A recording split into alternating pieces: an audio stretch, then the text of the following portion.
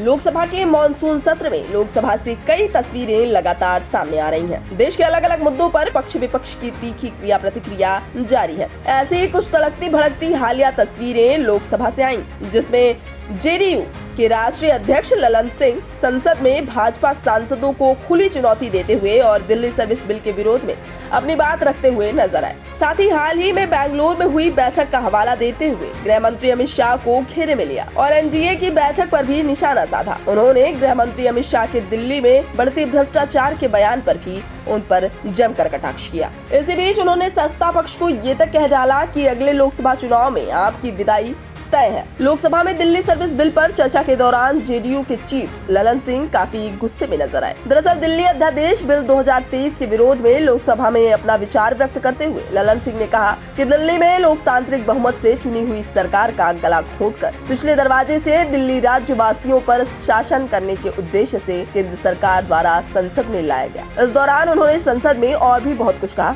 आप भी सुनिए। अभी सभापति महोदय माननीय गृह मंत्री जी चर्चा कर रहे थे, पेश करते हुए उन्होंने कहा कि दिल्ली में बहुत भ्रष्टाचार हो गया है, भारी भ्रष्टाचारियों का जमा हो गया है। महाराष्ट्र के बारे में उन्होंने चर्चा नहीं की।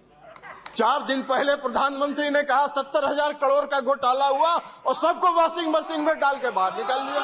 अरे वाह भाई वाह, भ्रष्टाचार की परिभाषा कर रहे। अपनी बातों को रखने के दौरान ललन सिंह का जब सत्ता पक्ष ने संसद सत्र में एक साथ विरोध करने की कोशिश की तो गुस्से से लबरेज ललन सिंह ने भड़कते हुए विपक्षी हमलावरों को डांट कर बैठने को कहा। आज तक तो कभी इन्होंने एनडीए की बैठक नहीं की, आज तक कभी नहीं हुआ था। लेकिन जिस दिन इंडिया की बैठक बेंगलुरु में हो रही थी उसी दिन इन्होंने एनडीए का बैठक किया।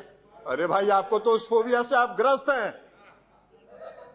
आप उस फोबिया से ग्रस्त हो गए हैं और आपकी विदाई होने वाली है, तो इसलिए भ्रष्टाचार की बात कर रहे हैं। बैठिए ना बाबा, आप जाइएगा, विदाई होगा आपका। बैठिए, भाषण दे रहे हैं।